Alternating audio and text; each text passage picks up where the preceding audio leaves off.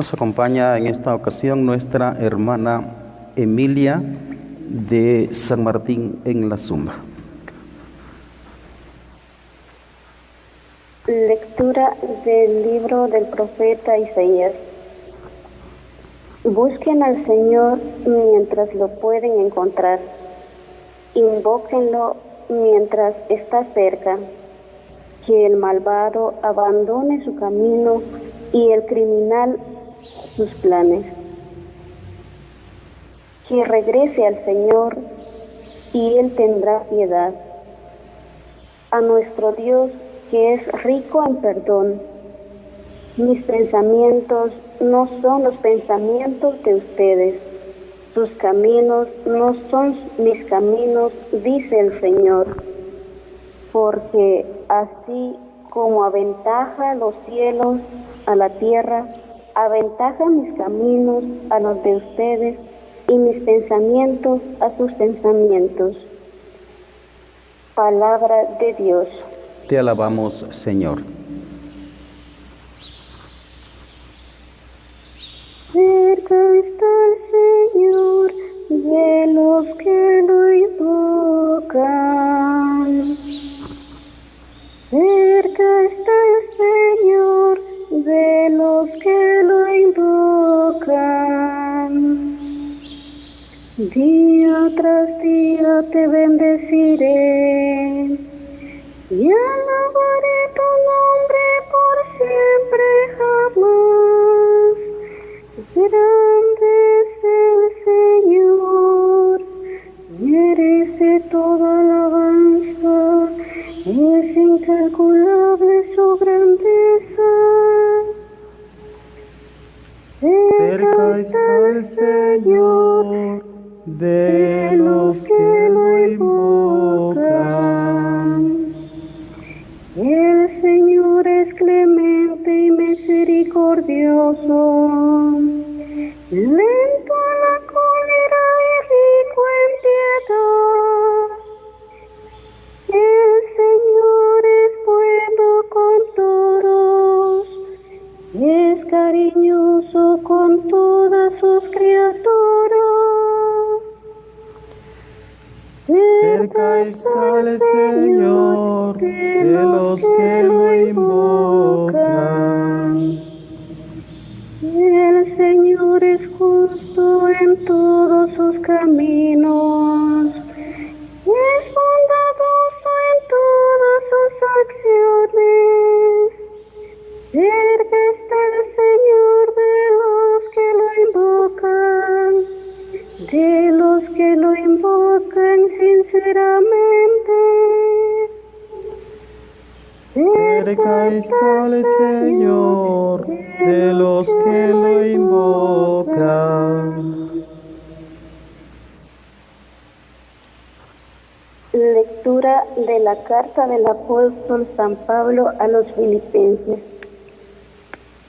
Hermanos, ya sea por mi vida, ya sea por mi muerte, Cristo será glorificado en mí, porque para mí la vida es Cristo y la muerte una ganancia. Pero si el continuar viviendo en este mundo me permite trabajar todavía con fruto, no sabría yo qué elegir. Me hacen fuerza ambas cosas. Por una parte, el deseo de morir y estar con Cristo, lo cual ciertamente es con mucho lo mejor. Y por la otra, el de permanecer en vida, porque esto es necesario para el bien de ustedes, por lo que a ustedes toca lleven una vida digna del Evangelio de Cristo. Palabra de Dios. Te alabamos, Señor.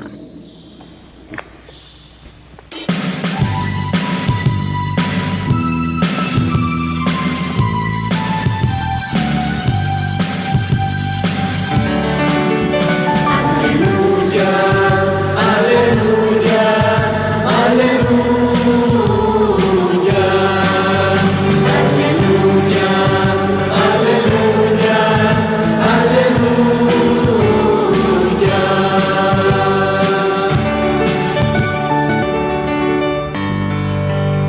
El Señor esté con ustedes y con tu espíritu. Lectura del Santo Evangelio según San Mateo. Gloria a ti, Señor.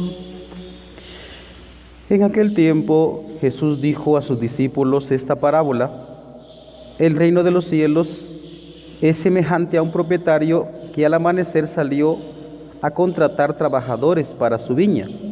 Después de quedar con ellos en pagarle un denario por día, los mandó a su viña. Salió otra vez a media mañana, vio a unos que estaban ociosos en la plaza y les dijo: vayan también ustedes a mi viña y les pagaré lo que sea justo. Salió de nuevo a mediodía y a media tarde e hizo lo mismo. Por último salió también al caer la tarde y encontró todavía a otros que estaban en la plaza y les dijo: ¿por qué han estado aquí todo el día sin trabajar? Ellos respondieron: porque nadie nos ha contratado. Él les dijo: vayan también ustedes a mi viña. Al atardecer, el dueño de la viña le dijo a su administrador: llama a los trabajadores y págales su jornal, comenzando por los últimos hasta que llegues a los primeros. Se acercaron pues los que habían llegado al caer la tarde y recibieron un denario cada uno. Cuando les llegó el turno a los primeros, creyeron que recibirían más, pero también ellos recibieron un denario cada uno. Al recibirlo comenzaron a reclamarle al propietario diciéndole: esos que llegaron el último solo han trabajado 1 hora y sin embargo les pagan lo mismo que a nosotros que soportamos el peso del día y del calor. Pero él respondió a uno de ellos: amigo, yo no te hago ninguna injusticia. ¿Acaso no quedamos en que te pagaría un denario? Toma pues lo tuyo y vete. Yo quiero dar al que llegó el último lo mismo que a ti. ¿Acaso no puedo hacer con lo mío lo que yo quiero? ¿O vas a tenerme rencor porque soy bueno? De igual manera, los últimos serán los primeros y los primeros los últimos. Palabra del Señor. Gloria a ti, Señor Jesús. Pueden sentarse, hermanos, en sus hogares, no sé lo que sin dormirse. Voy a tomar 4 puntos en esta homilía. Lo primero sería la última parte del Evangelio, donde Cristo dice: de igual manera los últimos serán los primeros y los primeros los últimos. Hace una inversión allí, es decir, inversa, ¿verdad? Porque en principio, en la lógica nuestra humana, pues es los primeros y los últimos, cada quien lo que se merece.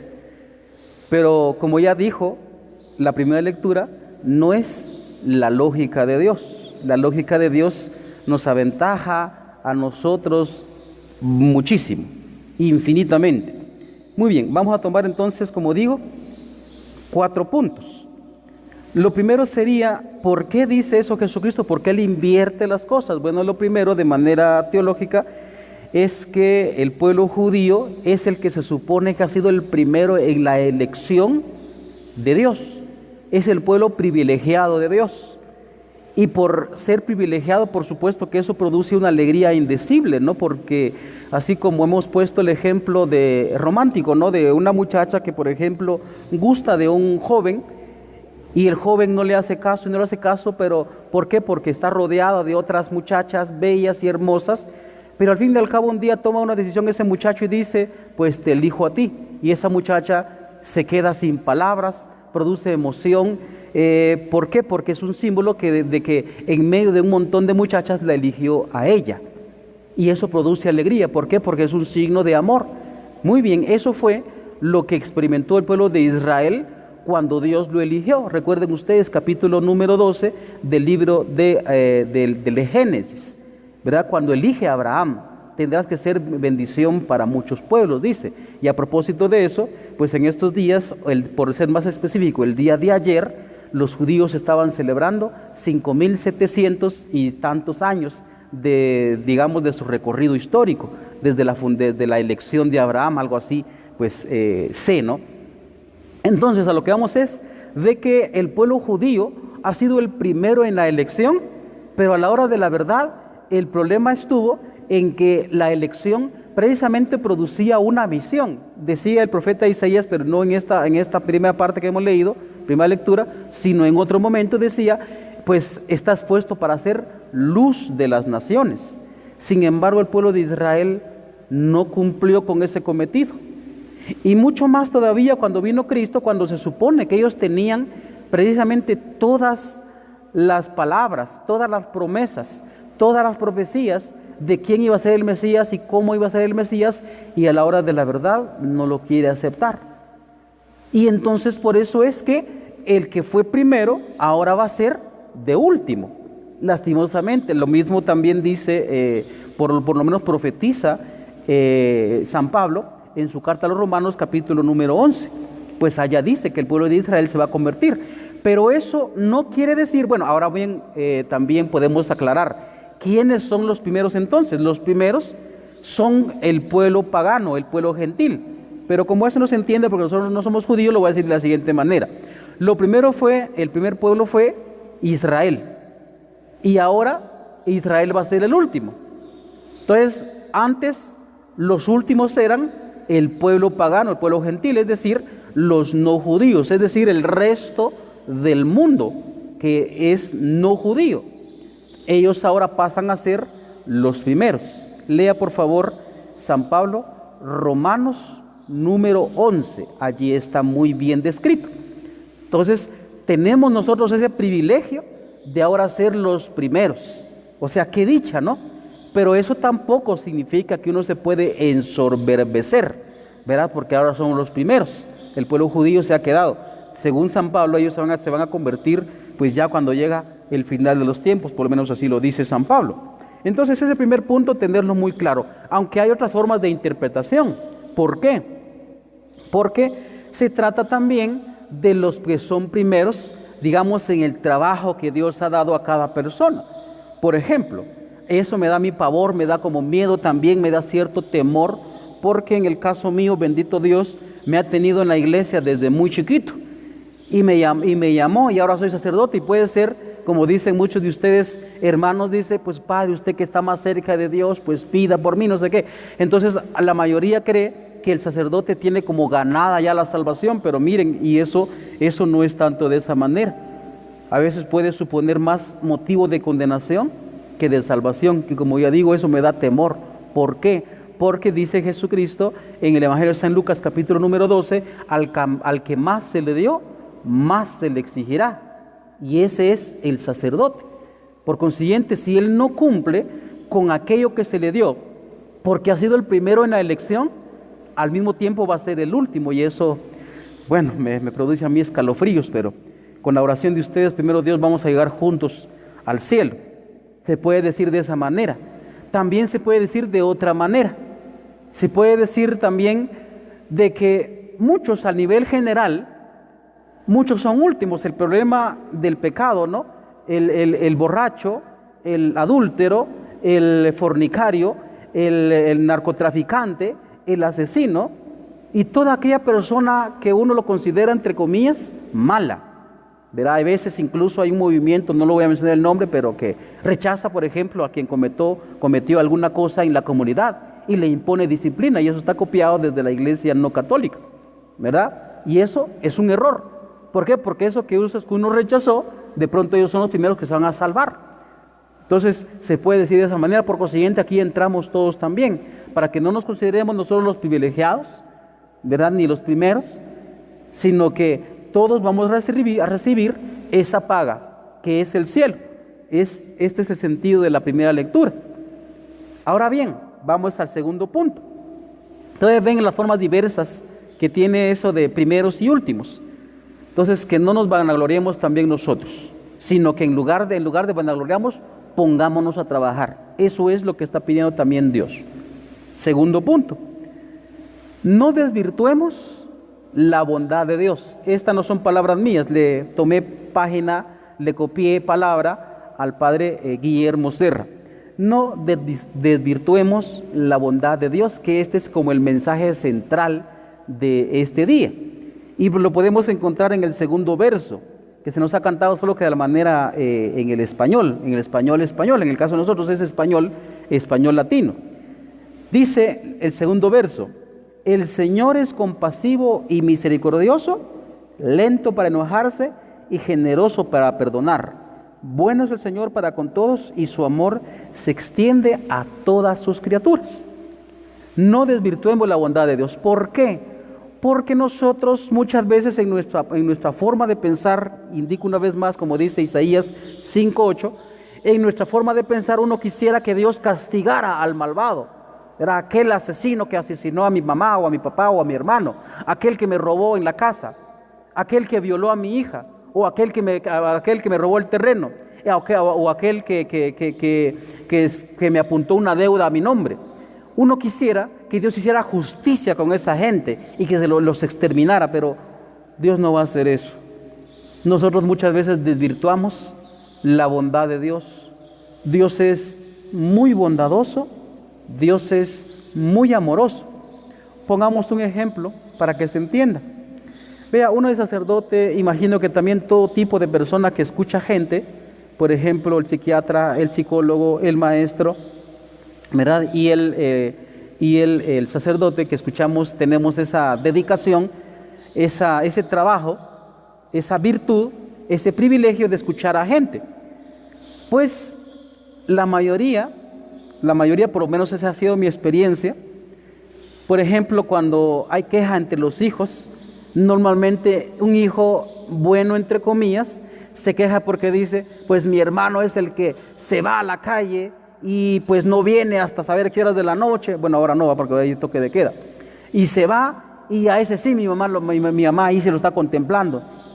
Y entonces me cae mal porque a él lo quiere más que a mí. Ahí está un punto. La mamá, como dijo una mamá un día, le preguntaron a una señora, ¿y usted a quién de sus hijos quiere más? Y la señora respondió, esa pregunta no se hace. Una madre quiere a sus hijos por igual. Ahí está. Incluso atiende más al que está más perdido. Así actúa Dios. Pero en nuestra lógica, si nosotros nos portamos bien, queremos que nos atiendan bien, queremos que nos paguen bien. Y el que se porta mal, pues que lo rechace mi mamá, que lo mande a volar, que le ponga más trabajo, que le ponga más mandados, que a él lo castigue. Esa no es la lógica del amor. El amor no ve los pecados, el amor no ve las faltas, el amor no ve lo malvado. El amor, como dice San Pablo, 1 Corintios 12, el amor no lleva cuenta de los pecados. También lo dice el Salmo 129, lo dice exactamente. Si llevaras cuenta de los delitos, Señor, ¿quién podrá salvarse? Entonces aquí estamos ante un problema y aquí pasamos en el punto número 3. Estamos ante el problema de la retribución. Fíjense que la retribución es a cada quien lo suyo. Es decir, si aquel, y eso es en la justicia humana, veamos, si se le llega a probar a un hombre que cometió el delito de, por ejemplo, de asesinato, entonces ese hombre, por lógica, merece que lo metan a la cárcel. Eso es la lógica, eso es la retribución, pero en el caso de Dios no. En el caso de Dios no, la retribución queda por consiguiente nula en el caso de Dios. Si una persona, por ejemplo, ha sido malvada en toda su vida y en el último instante de su vida se arrepiente y le pide perdón a Dios, se confiesa, o también, por ejemplo, sufrió un accidente y por gracia de Dios llega un sacerdote y le da la absolución en el momento del accidente, adivinen, se va al cielo. Y eso que toda su vida hizo maldad, pero ese es Dios. Y no podemos nosotros pelear con Dios. Y usted no puede pelear con Dios porque lo salvó a Él. Y usted desde chiquito anda sirviendo en la iglesia, que leyendo las lecturas, que cantando el salmo, que formando a los niños de primera comunión, que formando a los niños de su confirmación, que formando a los esposos para que se casen bien, que pues usted es presidente del grupo juvenil y así se pasa toda la vida. Y todo lo que le costó también educar su propio cuerpo, negarse a sí mismo, todo lo que le costó, y él pues con una absolución ya se fue al cielo. Pero ese es Dios, ese es Dios. Entonces, como dice el padre Guillermo Serra, no desvirtuemos la bondad de Dios. Dios es amor, como dice San Juan, primera carta, capítulo 4, versículo 8. Dios es amor por excelencia y no podemos nosotros desvirtuar la bondad y el amor de Dios. Nosotros, fíjense que en ese sentido voy a poner una comparación, solo que de manera contraria. El problema es que nosotros hoy vivimos en un mundo lleno de rencor, lleno de odio, lleno de rencillas y de peleas por todas partes. Y nosotros somos así. Y en cambio Dios se porta bondadoso. Por eso es que la segunda lectura de hoy termina San Pablo diciendo: por lo que a ustedes toca, lleven una vida digna del Evangelio. Vida digna, es decir, si nosotros vemos que Dios es bondadoso, también nosotros debemos ser bondadosos. Miren y ojo que esto filosóficamente se dice de que el hombre bondadoso, el hombre misericordioso, el hombre que perdona es un hombre débil, así dice la filosofía especialmente de Federico Nietzsche, me parece, o de Carlos Marx, que los dos son alemanes. Entonces eso tenemos nosotros metido en la cabeza tristemente. Entonces, si uno se porta bondadoso, entonces uno es débil. Les voy a hacer una escena. Entonces, por error, pues yo le pasé rozando el codo a un fulano, pues en la calle. Y el fulano, pues me brinca, ¿no? ¿Y vos qué onda? Y entonces, si yo me humillo, toda la gente dice: ¿y por qué te dejaste vos? No seas bruto. Ven, ahí está. La gente lo ve que el bondadoso, que el que no va a actuar violentamente, lo ven como un inútil, como un débil. En cambio, si hubiera brincado, venite, es lo que hacen los hombres, ¿va? Hacemos los hombres. Entonces uno dice: así se hace, hermano, no te dejes. Entonces lo ven a uno como un héroe, cuando en realidad habría que avergonzarnos por actuar de esa manera. Fíjense que esto es muy bonito, ¿saben por qué? Porque precisamente por eso no se termina la maldad en el mundo, porque se vuelve una cadena de venganzas. Por eso conviene ser, como dice San Pablo, dice: por lo que toca a ustedes, lleven una vida digna del Evangelio. Dios es bondadoso, Dios es misericordioso, Dios es compasivo, Dios no es rencoroso. Pues así tenemos que ser nosotros también igual. Cuesta, sí cuesta, pero con la gracia del Divino Espíritu, con la fuerza de Dios en nosotros, uno lo puede lograr. Ténganlo por seguro. Vamos con el cuarto punto. Primero, hermanos, vamos a regresar un poquito tal vez al primer punto. Fíjense que a nosotros nos parecerá que Dios es injusto porque le da, como ya indicó aquí, ¿verdad?, la misma paga.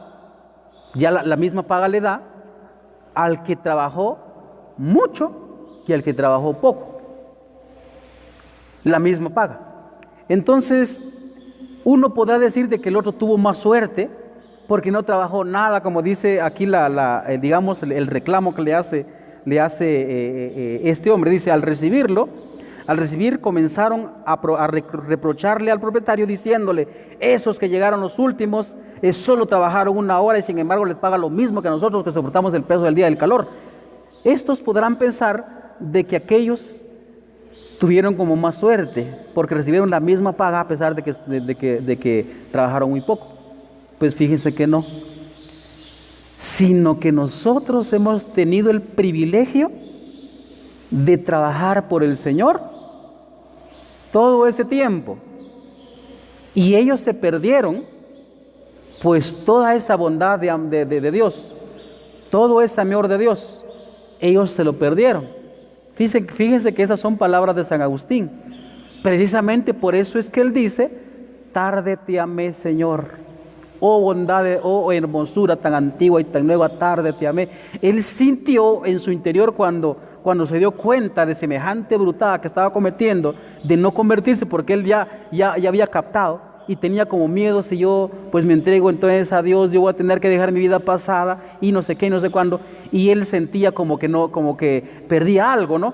Pero cuando ya se convirtió, él entonces se estaba dando cuenta de que perdió en realidad el enorme privilegio de estar trabajando para Cristo. Y como dirían los hermanos, algunos hermanos, ¿y cuántos se sienten privilegiados por estar con Cristo? Amén. Ojalá que nosotros también nos sintamos así privilegiados. Y fíjense que hay que hacer énfasis en un punto, hermanos.